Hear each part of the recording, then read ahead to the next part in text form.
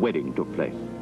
The bride was a princess of the royal house of Judah, and the groom was a soldier in the pay of Egypt, a prince of the Milesians, a people from the eastern Mediterranean, men who were fighters, colonizers, traders, venturing by sea and land all over the then known world.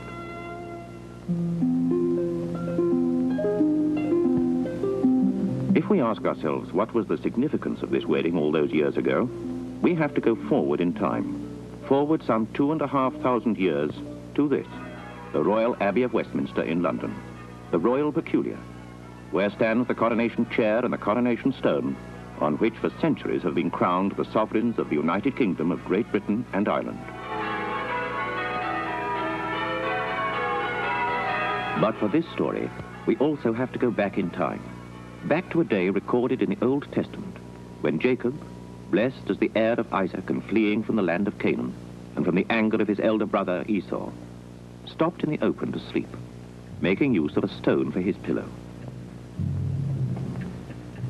And there dreamed a dream which filled him with awe, a dream in which he saw a stairway up to heaven, with angels ascending and descending, the dream of Jacob's ladder, and at the head, God himself. When he awoke in the morning, stunned by his experience, he anointed with oil the stone he had used as a headrest, and called the place Bethel, the house of God, so that the stone became the stone of Bethel, the stone of destiny. And thy seed shall be as the dust of the earth, and thou shalt spread abroad, to the west, and to the east, and to the north, and to the south. And in thee and in thy seed shall all the families of the earth be blessed. An anointed stone, the enduring witness to God's covenant with man. This stone which I have set for a pillar shall be God's house.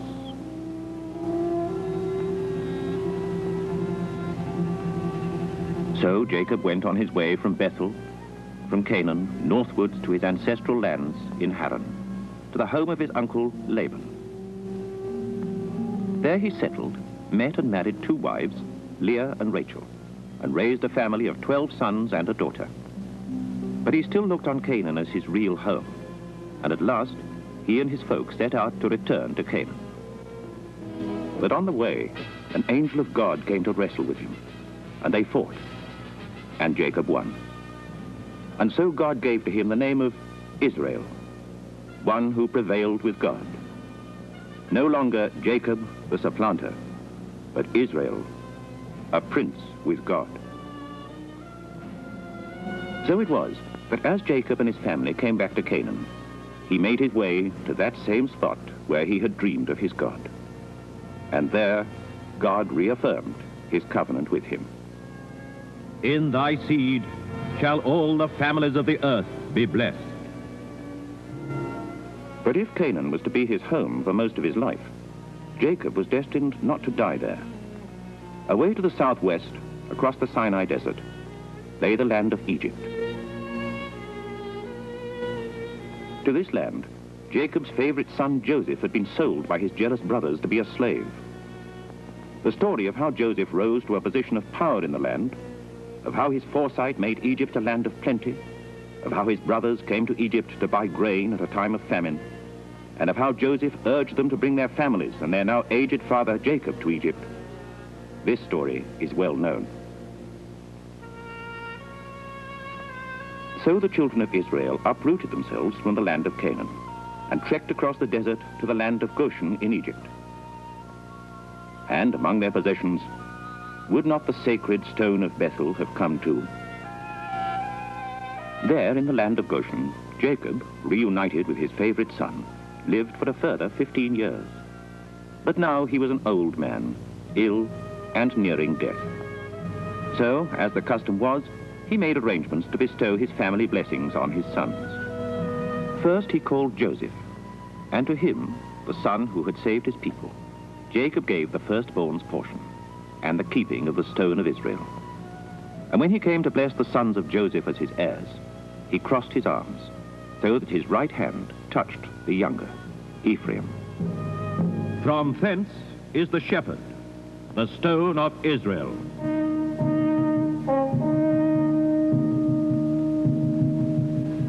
2 centuries later, the situation of the Israelites in Egypt was very different, for a new dynasty of pharaohs had arisen who knew not Joseph and his people. Oppressed, at last they rose up under Moses and fled from Egypt across the waters of the Red Sea. This is the actual spot, hallowed in Bedouin legend, where the waters of the Red Sea parted to let them cross, but came together to engulf the pursuing Egyptians. So they came into the Sinai Desert and southwards towards Mount Sinai. There, where the coastal deserts rise towards the mountains, at Mount Sinai, Moses received from God the laws which were to give them a national identity under the one God, Jehovah. 2 tablets of engraved stone, henceforth preserved in that most holy of holies, the Ark of the Covenant. Wherever the people of Israel went, the Ark of the Covenant went with them. And the stone of Bethel, did not that go too? For was it not the first of the covenant witness stones? The covenant stone of Jacob, father of Israel, patriarch of the 12 tribes. 40 years the stone shared their wanderings in the desert, where the miracles of the manna from heaven and the water from the rock sustained them. St. Paul was to understand their meaning. Brethren, I would not that ye should be ignorant how that all our fathers did eat the same spiritual meat, and did all drink the same spiritual drink. For they drank of that spiritual rock that went with them, and that rock was the anointed. Moses, his work done, was to die in the desert, but not before he had sighted the promised land. Joshua completed the reoccupation of Canaan. The 12 tribes settled, albeit uneasily, into their captured territories. At Hebron, they buried the bones of Joseph with those of his father Jacob in the plot of land that Abraham had bought from Ephron the Hittite. And at Shechem, setting up the stone as a witness, they renewed the covenant at the spot traditionally marked today by this memorial stone. Now we must let time slip away. Almost 500 years. Years in which the loose tribal federation, beset by enemies, had in its own protection to become a single unified kingdom under warrior monarchs, Saul, David, Solomon the Wise. These were years in which the nation became powerful, prosperous, and wealthy. Years in which the tabernacle was moved to a new religious capital, Jerusalem. Then came years in which a decline set in which the kingdom split in two, so that the 10 tribes of the north became one kingdom, taking the name of Israel, with Bethel as its sanctuary and Samaria as its capital, while the tribes to the south formed a southern kingdom, Judah keeping both sanctuary and capital at Jerusalem. Then, finally, years in which disaster struck. First, in the complete elimination of the northern kingdom by the Assyrians, and the deportation of the people to become the 10 lost tribes of Israel. Then, as a final blow, the conquest by the Babylonians in 587 BC of the kingdom of Judah, the capture of the king, Zedekiah, the slaughter of his sons, and the deportation of most of the people to Babylon. How doth the city sit solitary that was full of people? How has she become as a widow, she that was great among nations? Thus wailed Jeremiah. But Johanan, the son of Kareah, took all the remnant of Judah, men, women, and children, and Jeremiah the prophet, and the king's daughters. So they came into the land of Egypt. Not only did the party come to Egypt, we even know exactly where they went. To Taphanes. Taphanes, the Daphne of the Greek historian Herodotus, was in those days a major garrison and commercial center on the Pelusian arm of the Nile. Today, it is a barren mound like this, called Tel el Daphne, where the fortress, excavated by Sir Flinders Petrie, must have looked like this. The ruins are still known by the locals as Casa el Bint Yehudi, the palace of the Jew's daughter. And the king's daughters. Under Israel law, inheritance can come equally from the female line. So these little princesses were destined to carry into the future the continuity of the royal line of David, king of Israel. Did not Jeremiah, salvaging what he could from the wreck of his nation, take with him to Taphanes all that was left of the succession of Israel? Forgotten little princesses, and a stone left from the destruction of Jerusalem, the stone of Bethel, the stone of destiny. Here at Taphanes, in the early 6th century BC, the little party disappear from recorded history, but not, as we are about to see, from legend. For now, our story takes us from Egypt to another land, to an island on the edge of the then known world. Remote it may seem from the lands of the Mediterranean, but was it as remote as we might imagine? Let's make our way to a windswept hillcrest in County Meath, to Tamar Nari, Tara of the Kings, one of the most hallowed spots in ancient Irish history. Today, it is a proliferation of prehistoric mounds and ditches, clustered in such profusion that the imagination is stirred to a sense of the timeless sanctity of the spot. Each feature has a modern name chosen from the deep well of Celtic legend. But the secrets of each feature's true identity remain hidden, and they date from many different periods of prehistory. Thus, the tumulus, called the Mound of the Hostages, is in fact a passage grave, a tomb with a central burial chamber connected to the exterior by a tunnel or passage, and dating from several millennia BC. But, and this is the interesting fact, similar graves are found in Iberia, modern Spain. Moreover, there were found in this tomb beads of Mediterranean manufacture, placed there by Bronze Age men. So here, thousands of years ago, is evidence of close cultural and trade links between Ireland and the Mediterranean.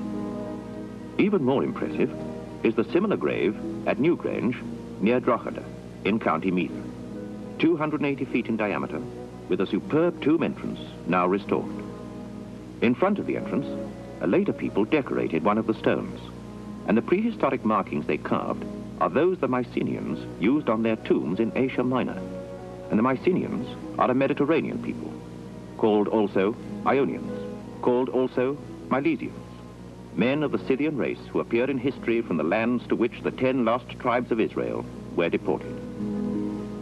Moreover, many times in Ireland have been uncovered hoards of ancient gold, gold ornaments fashioned from Irish gold by Celtic craftsmen, to a pattern based on the mid-European culture of Latane and Hulstadt, and traded all over the known world.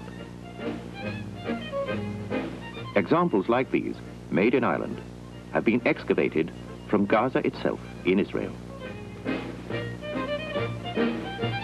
Celtic gold in Israel, decorated stones at Drogheda with Milesian carving, passage tombs at Tara whose designs originate in Spain. These are facts of archaeology quite unknown to the tellers of Ireland's ancient history. All the more exciting, therefore, that they breathe truth and colour into those early legends which link the ancestors of the first kings of Ireland with two princes, Heber and Herod, who were the sons of Scota, a princess of Judah in Egypt. May not these legends enshrine ancient folk memories of the wedding of one of the princesses of Judah whom Jeremiah brought to Egypt? Was she not Scota who, at Taphanes, married Neil, her Milesian prince? The historian Herodotus tells us that the Milesian mercenaries moved on from Egypt to other Milesian colonies. Many of these are known to have been on the coast of Spain.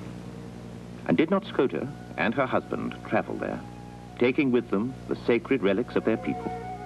Later, when her two sons, Heber and Herman, left Spain to found royal dynasties in Ireland, would they not too have taken with them the sacred relics of their mother's people? And would not the stone of destiny have been among them? It is interesting to see what account of their arrival we glean from the legends of ancient Ireland. We learn that there arrived, some centuries before the birth of Christ, a people known answer to our today, the people of God, who were one of the families of the Milesians, the people of Hermon and Heber. Moreover, they took to Tara a number of their sacred objects, among which was a stone they venerated as the Lia Foil, the stone of destiny. There is a stone called the Lia Foil at Tara today, but the identification is no more authentic than those other names which supposedly identify the antiquities of Tara. The true Lia Foil did indeed rest at Tara, and on it were crowned for nearly 1,000 years the royal descendants of Hermon and Heber. But the stone did not remain there. To discover what happened to it, let's look towards the most recent feature built at Tara, the banqueting hall. Once a vast arcaded hall 750 feet long, here were summoned to council by the high kings of Ireland, all the lesser kings and chieftains. And here, about the year 500 AD, approval would have been given for the Lia Foil to be sent to one of the royal princes, Fergus Mór Mac, who was to be king of all the men from Ireland who had in the intervening years crossed the water and settled in the islands and coastal fringes of the west coast of Caledonia. So from Tara, the stone was carried northwards, past the great stone chair at Slieve na Callach, on which prehistoric markings exist, which in age and pattern match those on the stones of the mound of the hostages at Tara. And so across the cornfields of Meath, through the richest pasture land in Europe, towards the narrow neck of water that separates Ireland from Scotland. Here at the little port of Dunseverick, on the north coast of Ireland, the stone would have been hoisted aboard ship. Its destination was an island off the coast of Caledonia, the island of St. Columba, the Isle of Iona. There, in the early 6th century AD, Fergus Mór Mac was crowned, the first king in Caledonia of the line of Hermon. The visitor should tread softly here, for on this island of Iona, long before St. Augustine brought to Britain the tenets of the Roman Church, the spirit of Christianity flowered. And here came for their coronations not only kings of Scotland, but also of Ireland and even of Norway. And when their reign was over, many of them were brought back to Iona, and here they remain, with the silent witness of the Celtic crosses to mark their faith. As the Scots extended their sway to the mainland, the stone was taken to Dunstafnage, and there it was to remain while the Scots kingdom widened to embrace the whole of Caledonia.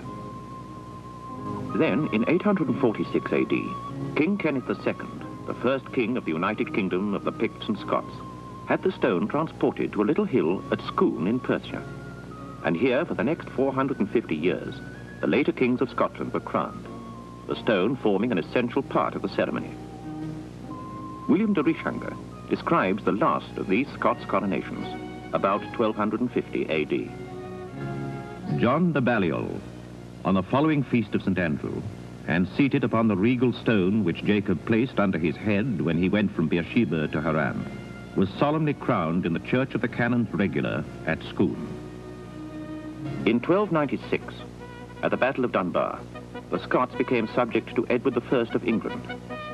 They continued to protest their independence, and 30 years later, in the Declaration of Arbroath, Robert the Bruce justified Scots independence to the world, arguing that their line of kings was part of Milesian and Scythian dynasty of 113 kings in unbroken succession from the sons of Heber and Hermon. But the English were deaf to these proclamations. The regalia of the Scots kings, the honours of Scotland, had already been taken by King Edward to London, to Westminster Abbey. And there his painter, Master Walter of Durham, enclosed the stone in a wooden chair for the sum of 100 crowns.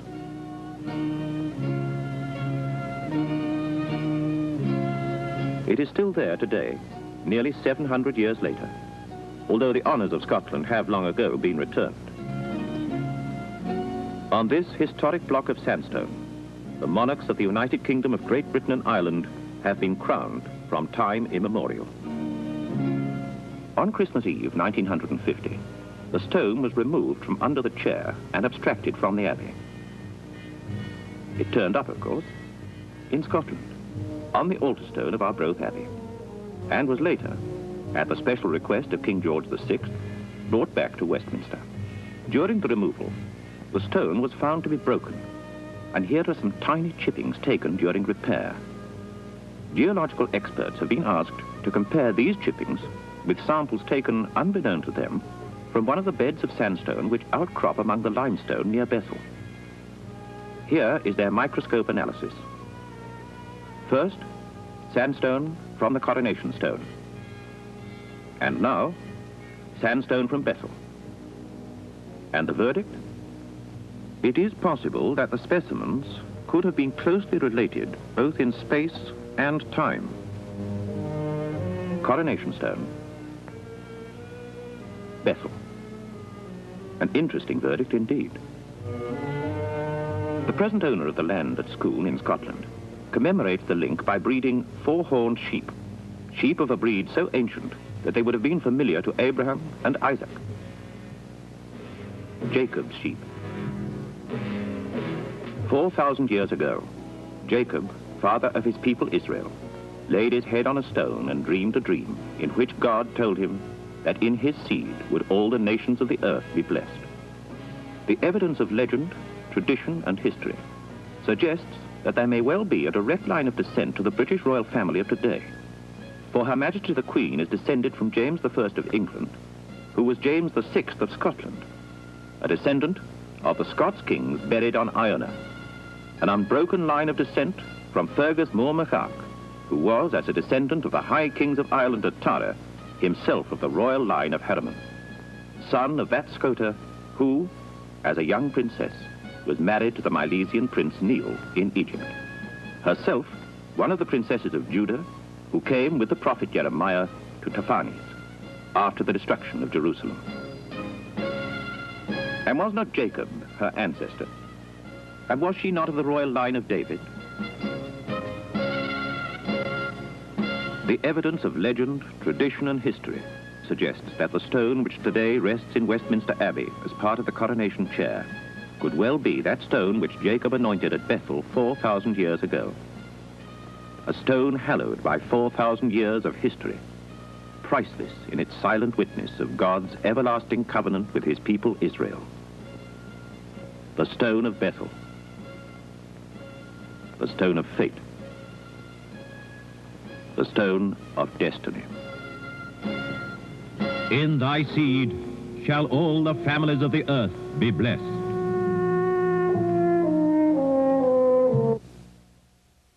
Stand back apart from the world and survey history.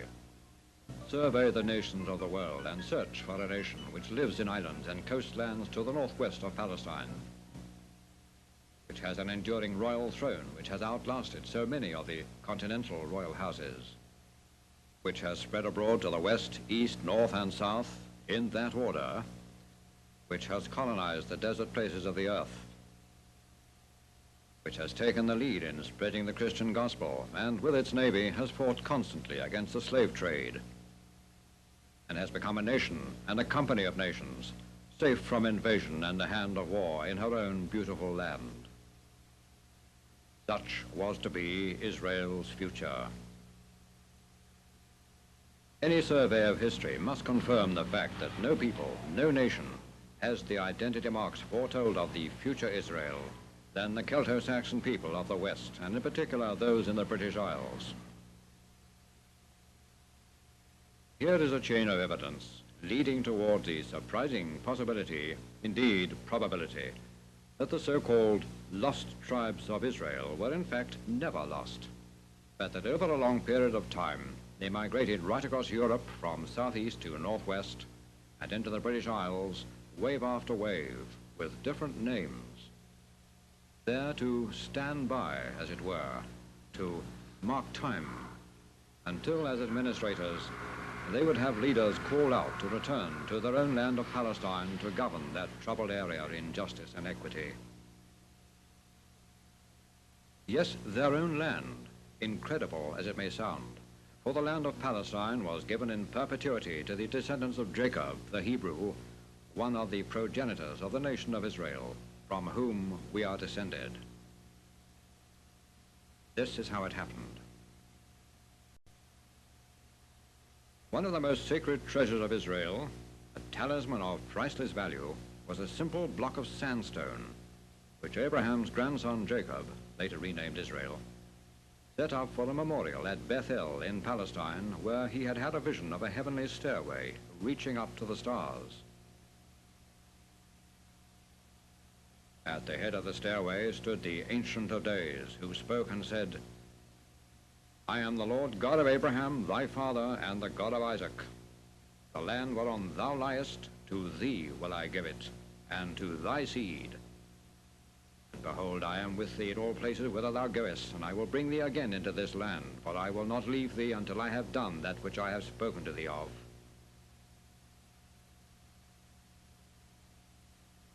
We, the Celto-Saxon West, are the lineal descendants of the northern house of Old Testament Israel, descended from Jacob, grandson of Abraham the Hebrew, the father of the nation.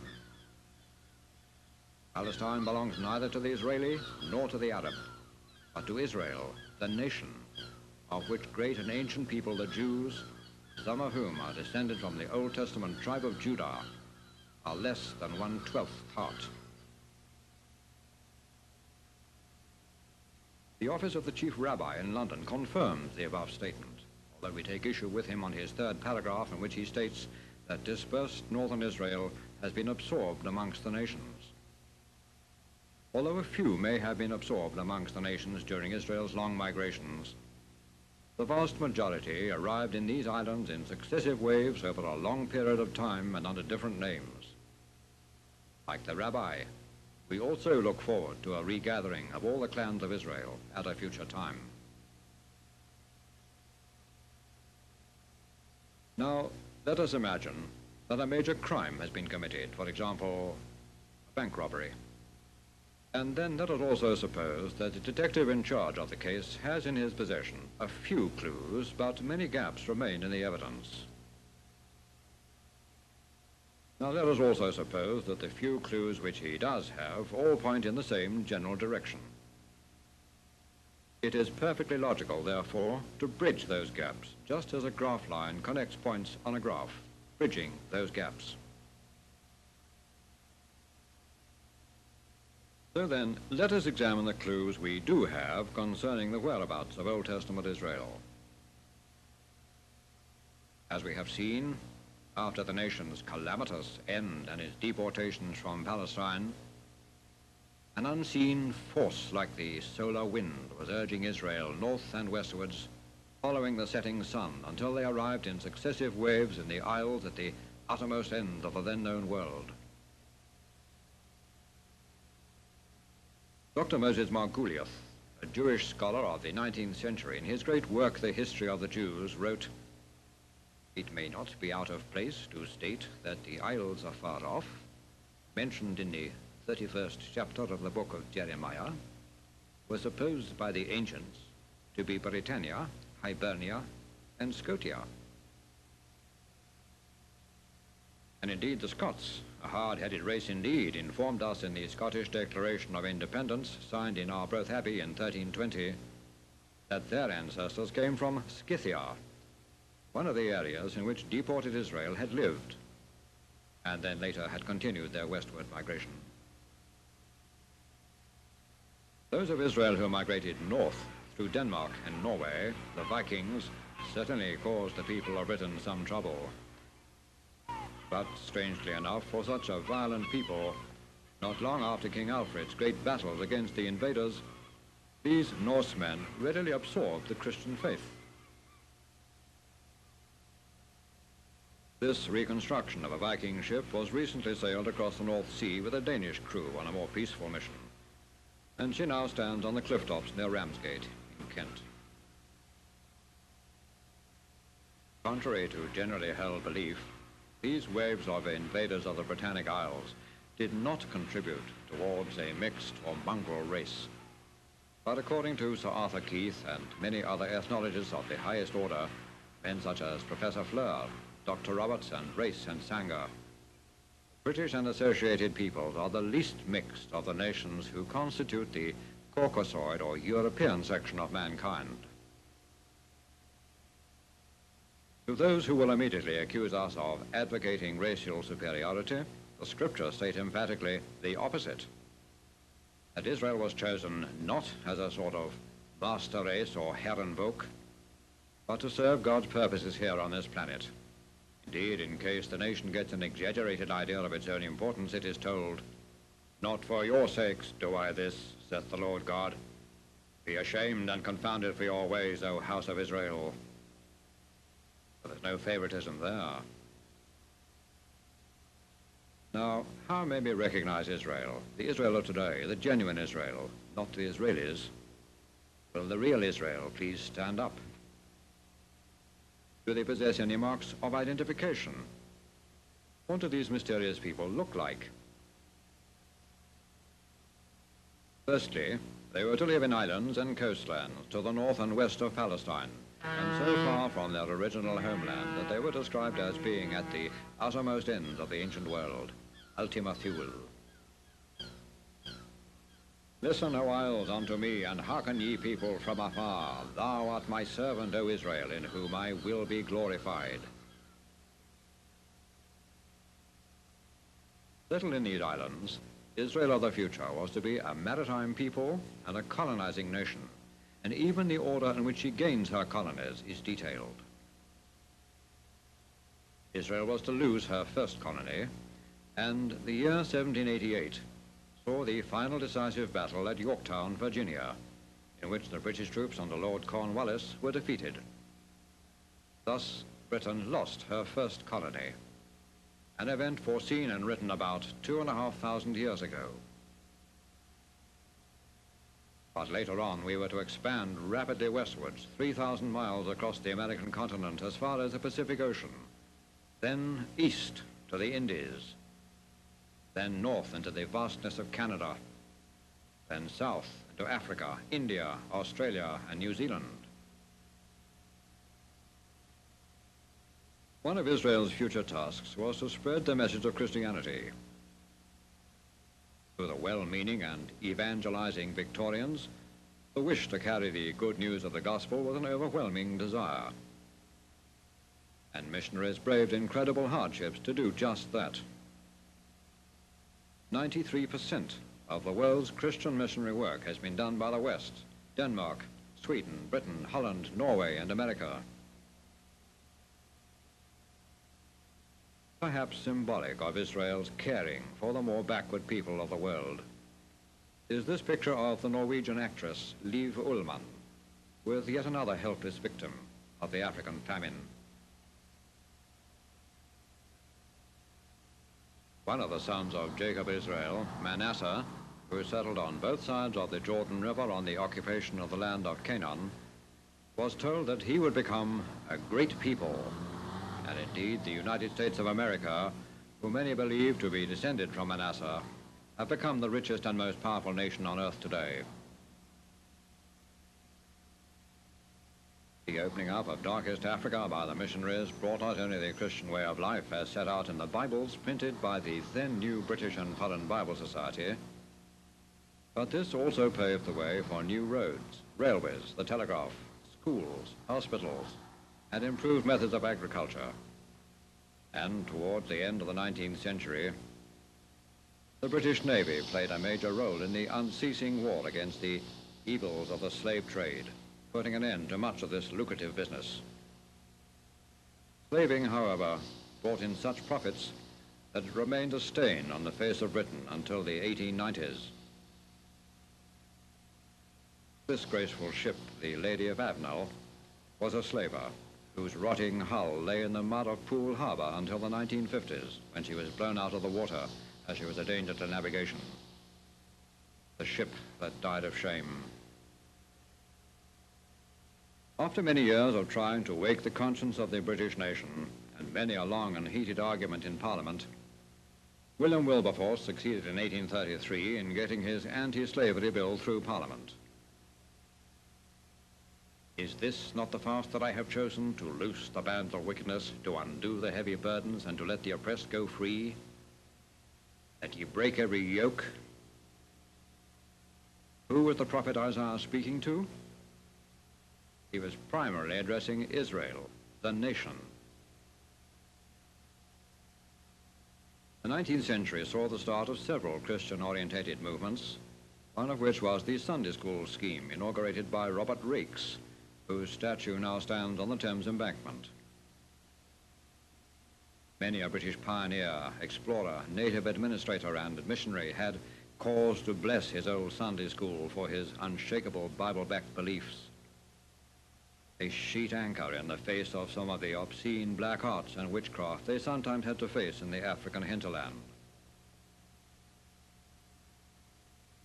In the course of Britain's expansion, one might almost say unwilling expansion, as each and every new colony was an unwelcome burden on nation and parliament, the country, as we have seen, was to lose its first colony, Virginia. It would appear from Isaiah's writings that the people at some future time would find their new home too confining and would demand living room. The place is too strait for me. Give place to me that I may dwell. This is the English settlers' first parliamentary session at Jamestown, a picture which hangs in the state capitol at Richmond, Virginia. Then, later on, and rather unwillingly, Britain was to acquire an empire, which she was to administer with justice and fairness, contrary to today's critics of this country's role overseas. Later still, the empire was to evolve into that unique organization, a freely grouped Commonwealth of Nations, bound together not by force, but by mutual respect and understanding. The parliamentarian Beverly Baxter, in reply to a storm of criticism by the left after Winston Churchill's speech in which he said that he had not become the King's first minister to preside over the liquidation of the British Empire, said, "Those who see nothing but exploitation in the development of the British Empire are blind or jaundiced. They see only what they want to see." Generation after generation of officials, doctors, engineers, scientists, and missionaries have gone out from these islands to give their lives in bettering the living conditions of backward races. They have conquered famine, prevented plagues, irrigated the land, built roads and railways, tamed the jungle and harnessed the waterfalls. They have administered justice and taught respect for law, both ours and native. Unknown, unhonored, and unthanked, they have lived and died in far-off lands because it is in the blood of Britain to make green the desert and make straight the way. But, says the critic, Queen Victoria's colonial empire no longer exists. True, but this in no way makes null and void the scriptural prophecy. The Bible does not say that Israel's future grouping of nations was to last forever. It may last for a very long time, judging by past history, as, we believe, will the British royal throne. Westminster Abbey has seen the pomp and circumstance of many a royal wedding and coronation. But how strange it is that the kings and queens of England should be crowned seated in a somewhat ungainly wooden chair over a block of sandstone of no value whatsoever. Yet that piece of stone with rustless iron rings set in its sides, obviously for transporting, has an ancient and romantic history. This old engraving shows the last king of Israel, Zedekiah, captured by the invading Babylonians, and the royal dynasty of King David comes to an apparent end. Zedekiah is paraded before the king of Babylon, and his sons, the royal princes, are put to death in front of him. It's the last thing he ever sees, for he is blinded, as depicted in this somewhat gruesome woodcut from medieval days. But the Babylonians are evidently unaware that Israel alone among the nations of that day could secure the continuation of the royal line through the female. And Zedekiah had daughters as well as sons. The Babylonians hadn't deigned to notice the little girls. Seeing the kingdom of Israel collapsing about their ears, senior officials at Zedekiah's court must have made plans to escape from Jerusalem, taking the royal princesses, their only children, with them. For the royal line must continue, if not in Palestine, then at all costs elsewhere. There is a mystical and symbolic reference to this event in the writings of the prophet Ezekiel, who speaks of a tender twig, the young royal princess. being cropped from the top of the cedar tree, or line of Israel, and set in another land where it would blossom and bear fruit. Under the guardianship of Jeremiah and Baruch, two senior members of the royal household, the little party leaves silently at daybreak and heads south for Egypt, along with the stone of Israel. For it is surely inconceivable that Jeremiah's officials would leave so vital a part of Israel's heritage to be desecrated by the Babylonians, should they realize its importance to their vanquished foes. It would be like leaving the crown jewels behind had the Nazi invasion of Britain been successful in 1940, had the British royal family left for Canada. Thus it is logical to assume that, together with the royal children, Israel's Stone of Destiny would have been taken down to Egypt, presumably on some sort of wheeled vehicle. It weighed about 400 weight. They were traveling down to the Egyptian border fortress at Tahpanhes, where, during the next few years, the princesses grew to adulthood, wards of the ruling pharaoh. Tahpanhes, now known as Tel Defne, was excavated in the 19th century by Sir Flinders Petrie, who found that the biblical record tallied remarkably well with his archaeological discoveries. It is interesting to note that the site had long since been called in Arabic El Qasr al-Bint al-Yahudi, the palace of the Jew's daughter. So evidently, the local tradition was that foreign royalty from Judah had long ago lived here. Though the evidence is gossamer thin, it is believed that the Stone of Destiny was loaded onto a ship in Egypt for its move toward the west, while the Babylonians were making threatening moves against Egypt, and indeed later attacked and overran Tahpanhes. One of the ancient histories of Ireland, the Irish Annals, tells of a party of wise men and a great prophet who arrived in Ireland from the east, and they brought with them certain artifacts, one of which was a great stone, which the Irish called Lia Foil, or Stone of Destiny. These Irish stories, although somewhat confused in their dating and much mixed with additional mythology, do appear to tell a cohesive story about an Eastern princess believed to have been one of King Zedekiah's daughters named Scota, who intermarried with the line of Irish kings at Tara, and from which royal union eventually came our own Queen Elizabeth II. When in AD 600 Fergus MacEirc II was invited to become ruler of a group of hitherto divided Scottish clans, he refused unless he could be crowned upon Lia Foil. This is an early medieval drawing of a Scottish coronation on the hill at Scone.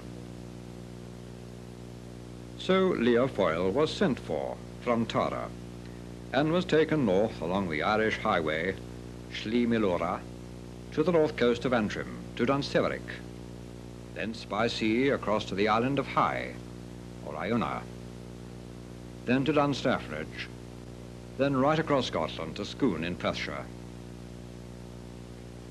In 1296, King Edward I liberated the stone from Scone and carted it south to London, along with all the Scottish royal regalia. And although eventually the people of London agreed to let the Scottish regalia return to Scotland, they adamantly refused to part with the coronation stone. Thus it has remained, with one short break, when it was removed by Scottish nationalists to Arbroath Abbey, beneath the coronation chair in Westminster Abbey. The same stone which the patriarch Jacob used as his pillow at Bethel in Palestine, and which later he set up as a memorial pillar. It became one of the most sacred treasures of Israel, a talisman of priceless value, carried with the nation wherever it went. At her coronation, Her Majesty the Queen is presented with the Holy Bible by the moderator of the Church of Scotland as the most precious thing this world affords. Here is wisdom. This is the royal law. These are the lively oracles of God. This is the Coronation Bible, that most precious thing. And it has inscribed on the flyleaf the signatures of Queen Elizabeth II and Prince Philip. In Hatfield House, Hertfordshire, there is a great wall chart made for Queen Elizabeth I, in which her ancestry is traced back as far as King David of Israel. A noble pedigree indeed. This is the golden link. 3,000 years ago, the King David of Israel was chosen by God to bring the nation to the peak of its greatness. Today, Britain's royal house publicly accepts allegiance to Almighty God by receiving into its hands at the coronation service the Word of God. Here is wisdom. This is the royal law. These are the lively oracles of God.